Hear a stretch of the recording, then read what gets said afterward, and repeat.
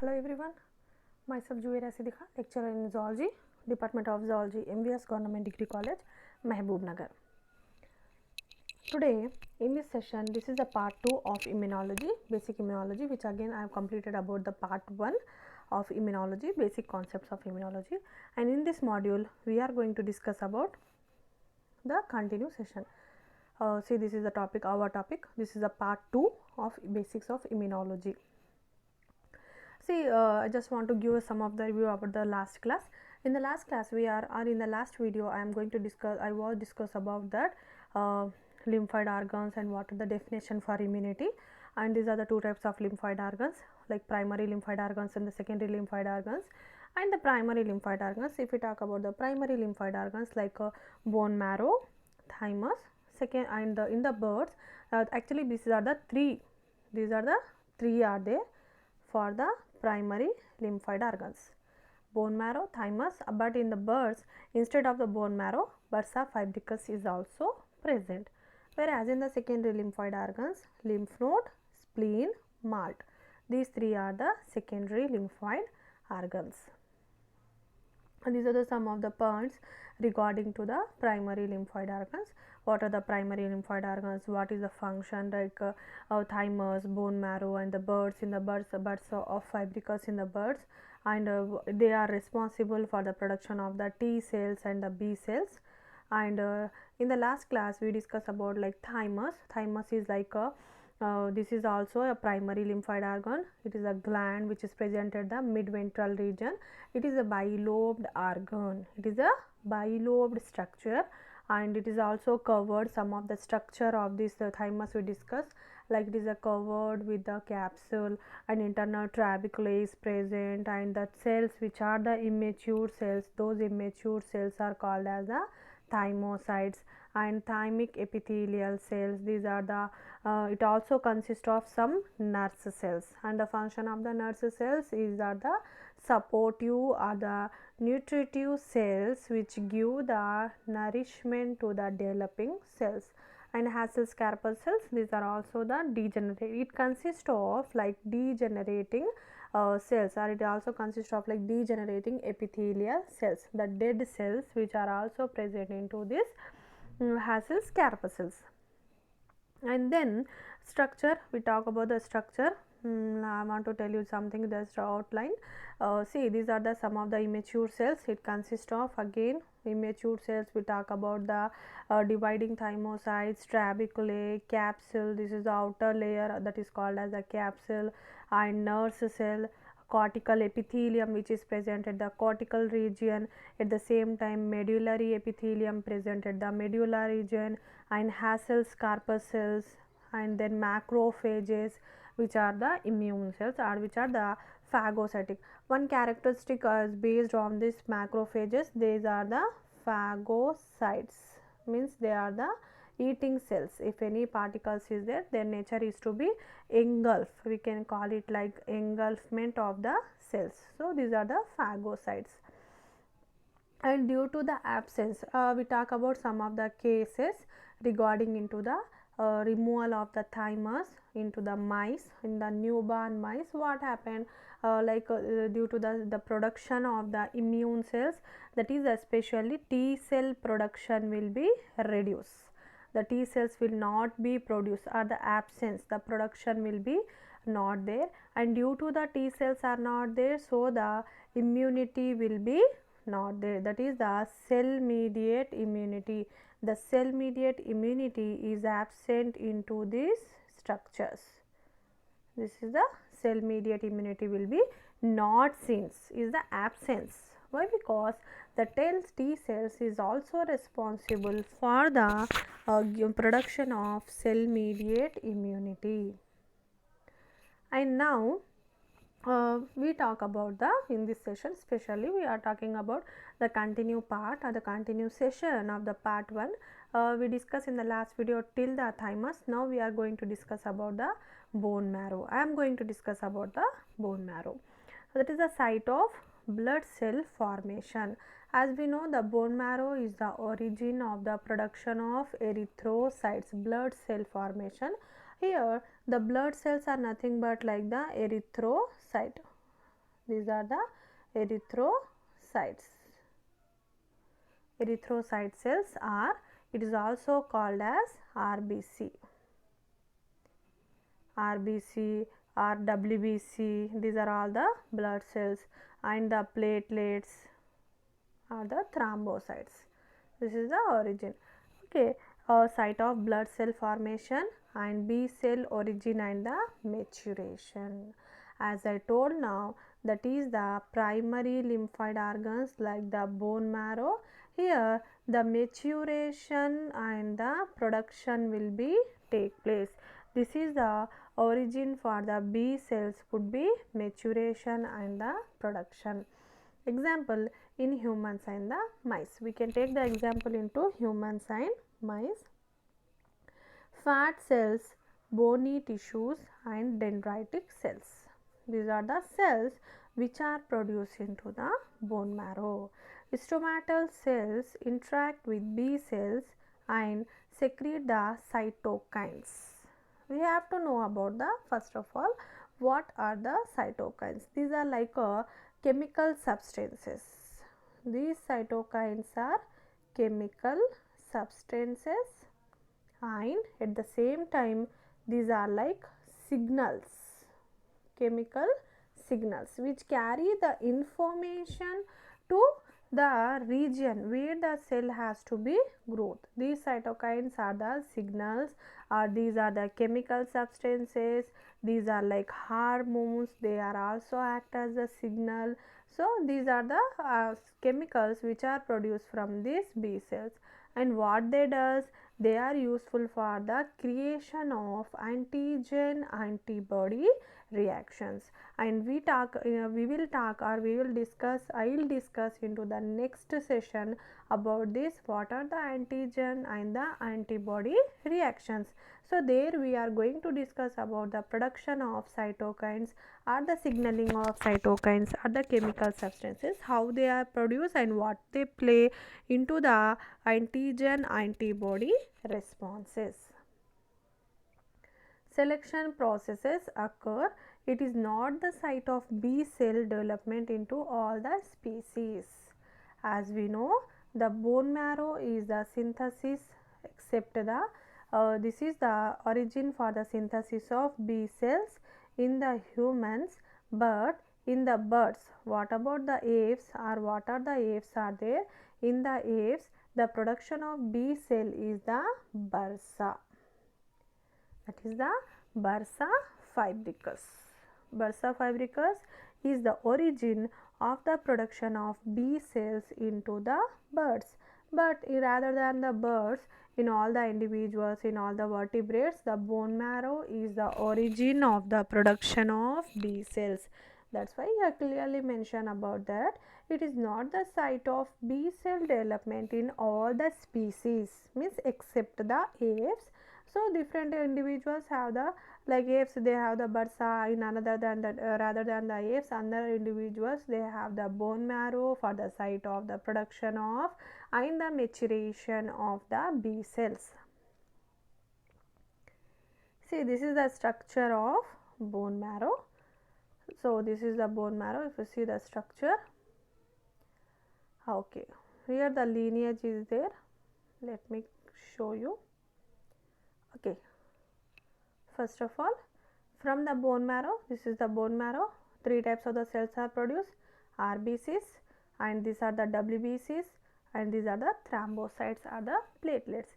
And RBCs, again we know this is the only single type of the cells, whereas in the WBC, whatever the immune cells, we are going to particularly discuss about this immune cells. These immune cells are related to the WBC cells only, like eosinophils, basophils, and monocytes, and basophils, neutrophils. These are the WBC cells which are the play major role in the immune responses only. And then these are the platelet cells.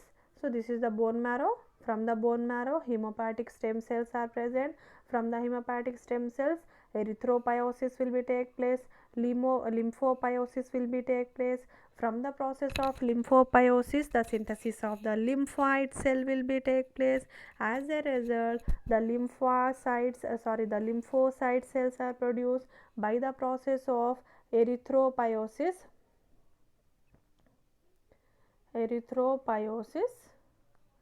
this RBCs will be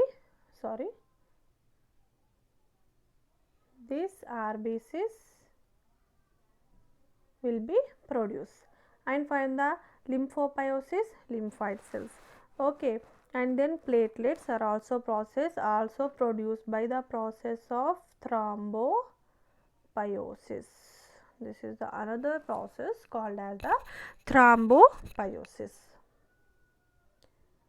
Now, as we know, after thymus, bone marrow, and in the birds, instead of the bone marrow, the another structure is present, that is called as bursa of fibricus or the bursa of fibricius. And here this is if we talk about the points, that is the gut associated lymphoid organ. In the birds, it is attached to the gut. Gut region means at the hindgut region, whatever the digestive tract is there, in the digestive tract, in the hindgut region, the posterior part of the hindgut, where in the hindgut region it attached the structure, this structure is associated to the hindgut region. In the birds, lymph epithelial tissue, hindgut of the chickens, see particularly mentioned here, hindgut of the chickens multiply and differentiate into B cells. As we know, the process of differentiation means the showing the commitment towards the synthesis of B lymphocytes. They have to produce the B lymphocytes, the production of B lymphocytes. And immunoglobulin synthesis described by Fibricus, that's why it is also called as bursa of Fibricus in the year 1621, and it relates the humoral immunity in the birds. As we know, the immunity is classified into two types. Immunity may be classified into two types, like cell mediate immunity, and another one is the humoral immunity. How many types are there? Two types of the immunity is there. One is the cell mediate immunity, another one is called as the humoral immunity. So whatever the primary cells, like primary lymphoid organs like bone marrow, thymus, bursa of fibricus, these are all leads to the primary immunity, or these are all leads to the primary type of immunity or the humoral type of immunity, like bone marrow and the bursa fibricus. Whereas the thymus or the T cells are relates to the T cells are relates to the production of cell mediate immunity. These are the cell mediate immunity, the production of cell mediate immunity, and humoral immunity in the birds and absence in the mammals. As it is present into the birds, so it is absent into the human beings. In the human beings, instead of bursa of fibricus, we can see the bone marrow.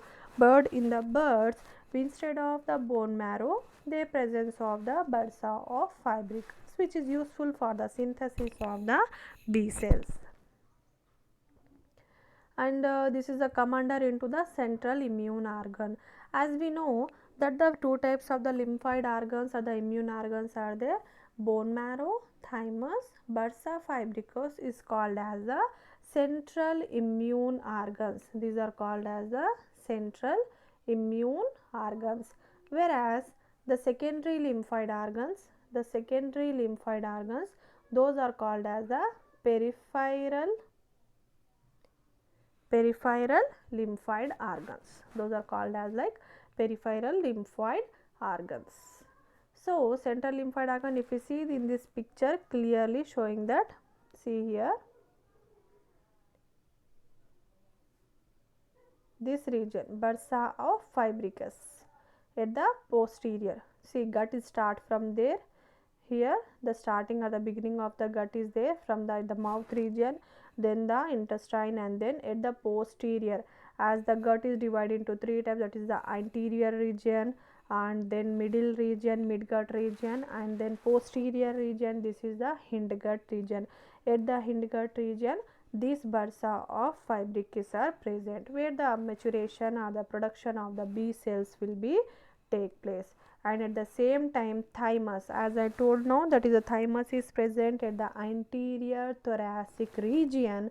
This anterior thoracic region, here the T cells are produced from the thymus. So in the birds we can see the both of the type of lymphoid organs, that is the primary type of lymphoid organ, like thymus is also present, and the bursa of fibricus is also present. Central immune organs are the sites of generation, differentiation, maturation of the immunocytes. What is the main function of these primary lymphoid organs? Like differentiation, generation, they have to be generate, they have to be differentiate, they have to be commit to the production of such type of cells, and then again last step is the getting the maturity. See, the getting the maturity and they get the maturity at this stage, and then the immunocytes in the bone marrow, thymus, bursa of fibricus, the sites of the B cells maturation into the birds, but absent into humans.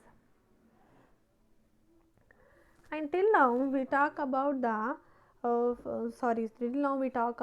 primary lymphoid organs, and what are the three types of the primary lymphoid organs, like thymus, bone marrow, bursa of fibricus. Now if we talk about the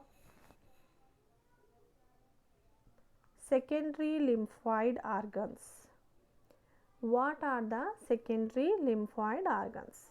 Secondary lymphoid organs are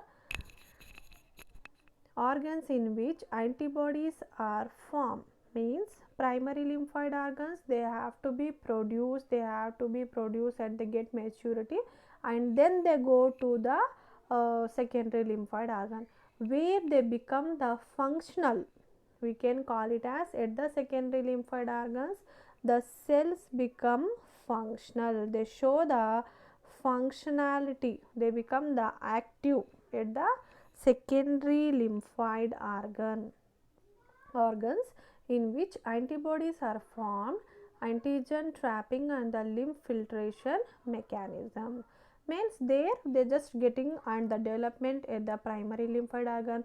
When they reach to the secondary lymphoid organ, they become the active and they show the functionality, they become the function at the secondary lymphoid organs, and receive the immunocompatible cells like primary lymphoid organ for making them and active.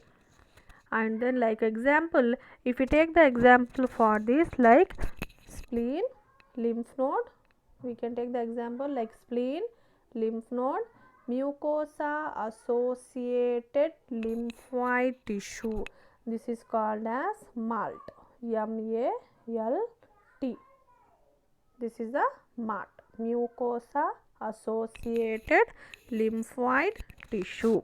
These three are the secondary lymphoid organs, where the produced cells or immune cells are come and became activated or show the functionality towards the immune responses. Those are the spleen, lymph node and mucosa associated lymphoid tissue. Now let us talk one by one. Now I am going to discuss about lymph node. What are the lymph nodes? These are the solid encapsulated bean shaped structure. These are the bean shaped structures like kidneys. seen in the armpits and mesenteries. These are present at the more what we can say the area in the body of individuals is there, that is presence of at the armpit region and then mesenteries. Network packed with lymphocytes, macrophages, dendritic cells. Network packed with the lymphocytes, macrophages and dendritic cells. Three concentric regions like cortex, paracortex and medulla. This may be classified into three types as it is a shape similar to the kidney, and then the shape of this similar to the kidney, and then this is also divided into three regions like cortex, paracortex and the medulla. Now if we talk about the cortex, it is like a outermost region. Cortex is a outermost region, contain lymphocytes, macrophages, follicular cells, dendritic cells arranged in the primary follicles. This is the outer region. First of all, the lymph node is classified into three regions: the outer region, and then paracortex, this is called as outer region, and then middle region and then inner region. So this may be classified into three regions: outermost layer and then inner layer and then middle layer is present. So lymphoid tissues organize into structures like lymphoid follicles. Lymphoid follicles activated by antigens like primary follicle, follicle dendritic cells, resting B cells. So these are the cells which are specialized or arranged into the cortex region. Primary follicle develops into secondary follicles. In children with B cell deficiency, cortex lack the primary follicles and germinal centers. And after the cortex region, the second one is the paracortex region. The paracortex region is T lymphocyte, interdigitating dendritic cells, thymus dependent area. This is the paracortex. Thymus independent area is a cortex, and class 2 MHC present. As we know, this is the MHC is nothing but the again it is the MHC complex. We will discuss in the next classes. It is also classified into two types: MHC, that is the class 1, and MHC class 2. MHC is the major histocompatibility complex, and which play the major role into the antigen antibody reactions, and it consists of some of the control of the genes in the histocompatibility complex. So we will discuss in the next module. And the third one is about medulla. It is the innermost layer of the lymph node or the lymphoid tissue. So see, this is the diagram. You can see clear in the screen that it is consist of, I'll choose one. Okay, this is the lymph node. These are the lymph node region, and it consists of afferential lymphatics, and then paracortex region. It is a T cell area. This is the paracortex. This purple color one, this is the paracortex, and innermost area medulla and medullary cords. Medulla is also consist of some cords or the some birds like structures like in the kidneys. In the kidney also this is look like some similar to the kidney like structure, and conduct the network. These are the medullary sinuses and trabecular sinuses. Trabecular, these are the intersections within the lobes of the lymph node, and this is the outer region cortex. Secondary follicles with germinal center. So primary follicles are the mature, which are the immature in nature, whereas the secondary follicles are the matured in nature.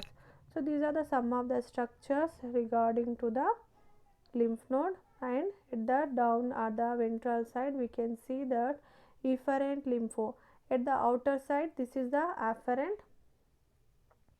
At the outer side, afferent, and at the inner side, efferent lymphatics, and arteries are present, and veins, lymph artery, lymph node veins, to bring the pure and the impure bloods, or the supply of the blood to the lymph node, and is the hilus or the hilum lesion is present.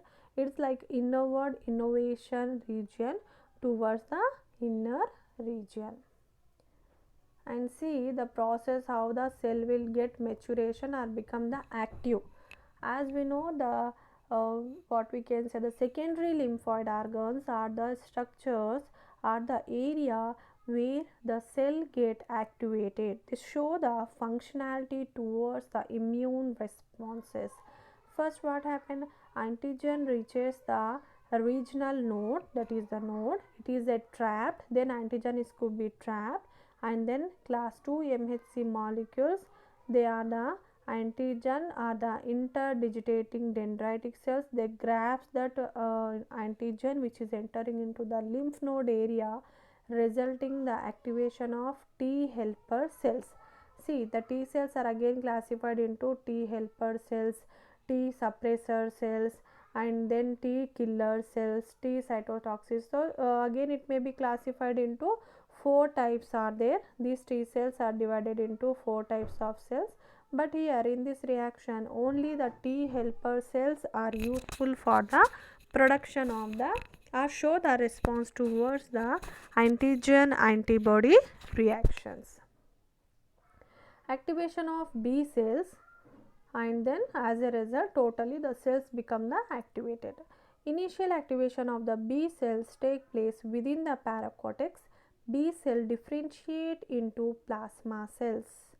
The B cells are remain in the body itself as a plasma cells, and then it also act as a memory cell after the some long period, secreting the immunoglobulin G. Secondary follicle develops like follicular dendritic cells and the B cells and the T cells. So this is a like overall flow chart about the how the cells become the activation or the cell become the activated. The first step is that antigen reaches to the lymph node area, it is trapped, and then activation of MHC2 molecules and the MHC complex 2 molecule, resulting the T helper cell, and then activation of B cells. The total response is the showing the activation of the B cells, nothing but the production of humoral immunity towards the antigen. And afterwards the next one is about the spleen. What is the spleen? Again it is a bean shaped organ, left side of abdominal cavity, specialized into the filtrating blood and trapping blood borne antigens. Whatever the blood borne antigens are there, that could be trapped by this spleen, and it is also a bean shaped structure like the kidney, and blood borne antigens, lymphocytes into the spleen through the splenic artery. Spleen surrounded by capsule like the thymus, like the lymph node. Spleen is also surrounded by the outer protective layer, that is called as a capsule. Two types of compartments are present, red and white pulp. Two types of the compartments like red and the white pulps are present. What is the red pulp? Network of cynocytes, macrophage, RBCs and the lymphocytes. This is the old and defective RBC destroy. And what about the white pulp? The white pulp is nothing but consists of lymphoid tissue, T and B cells.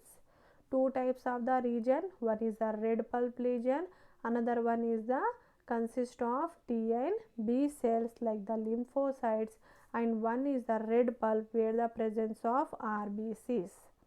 White pulp surrounded branches of splenic artery, forming the per arteriolar lymphoid sheaths are the pulse.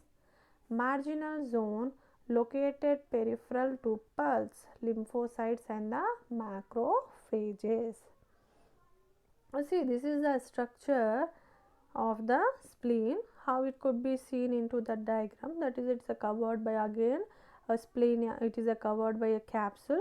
This is the outer covering capsule, and then capillaries, it is a full with capillaries, arteria of the pulp, white pulp region, and then red pulp region. Red pulp region will consist of RBCs. At the same time, it is also consist of splenic artery and the splenic vein, who brings that fresh, and this is the zoom area from that spleen, a part of the spleen which is again zoom into and shown into this picture. And here also how the activation will be take place. See, blood-borne antigens and lymphocytes, splenic artery, spleen, and then marginal zone, it could be trapped and it would be attempted by the pulse, and initial activation of B cells and T cells into pulse, dendritic cell capture combined with MHC molecules activates B cells, primary follicular in marginal zone, secondary follicles in the germinal center, and rapid dividing B cells at the form of the plasma cells will be formed. So, totally what happened? This is the activation procedure of the cells from the spleen, how they become the active. In children, splenectomy increase the bacterial sepsis, pneumonia, influenza. So, splenectomy means that due to the removal of the spleen or the less function, the lack of the defect in function, we can call it as like the defect in functions in the children's, that could be the damage or the damage of the spleen cells or the respiratory system regarding the diseases will become like the pneumonia and the influences. And the splenectomy in the adults, if we remove the spleen into the adults, what happened? Increase in the blood-borne bacterial infections. The major function of the spleen is the protection from the blood-borne infection. That blood-borne infection will get more, or the chance to get more such type of infections due to the removal of spleen. The last one is about the MALT, mucosa associated lymphoid tissue. Lymphoid tissue in the mucosal epithelial surface, that is the MALT, antibody producing plasma cell, nasal associated lymphoid tissue. It is present at the back of the nose, palate, base of the tongues and the tonsils. Commonly we know about the tonsils, which is present at the innermost, that is the neck region or the pharyngeal region, handling airborne microbes. These are useful for the handling airborne microbes, whereas spleen is useful for the protection from the blood-borne microbes. Tonsils defend against the antigen entered through the nasal and the oral epithelial route. Respiratory, urinogenital, gastrointestinal tracts, the endocytose antigen from the lumen, mucous membrane, effective barrier. This is the very good example for the natural immunity. Whatever the mucous membrane is there, which is a sticky in nature, it could be trapped, or the whatever the antigens are there, when they enter into the any respiratory way or any oral way, that could be trapped by this mucous membrane. See, this is the structure, and then pairs patches found in the ileum, round patches of the lymphatic nodes, development into secondary follicles, antigen transport by the specialized M cells, pockets of M cells, B cells, T cells and the macrophages. This is the structure of the MALT or the mucosa associated. It consists of some pairs pouches. These are the structures, and villi, these are the villi or the finger like projections. Villi are the finger like projections, and this is the mucosa, and this is the submucosal plexus region. This is the submucosa, mesenteric plexus, mesenteric region, serosa region, internal region, and again it is consist of some type of tissues, or we can call it as like muscles, longitudinal muscles, circular muscles and the mucosal muscles. It consists of again the arteries and the veins. So, the basic function behind the MALT is that it is related to the protection from the internal microbes, whatever the airborne microbes are there, prevention from that microbes. The mechanism again, the antigen transport across mucous membrane by M cells, activation of B cells in the follicle, differentiate into plasma cells, secrete the immunoglobulin A class of antibodies, and then transport across epithelial cells, secretory immunoglobulins into lumen, interact with antigen.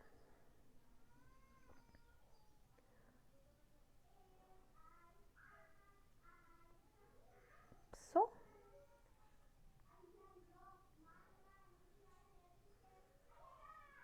this is the structure. These are like villi and muscles, M cells, germinal center, Peyer's patches, muscle layer, lymph vessels, high endothelial venules, and you can see here how the action of these T cells. This is the antigen and then T helper cells, these form the pockets, and these are the B cells. Surface antigens are present in the B cells. The intestinal mesentery region, how they are present in the mucosal epithelial region. Organized lymphoid follicles, plasma cells, interepithelial lymphocytes, and these are the how the internal each villi, if you take the internal folds or the mesenteries, this consists of villi, and the surface of these villi also consist of some mucosal epithelial cells, and it is trapped by this antigen, and then antigen enters into the lymphoid follicles, then it will be developed as the plasma cells, and the production of immunoglobulins like surface antigens, antibody immunoglobulin A and the immunoglobulin will secrete and fight against these cells or the any antigen.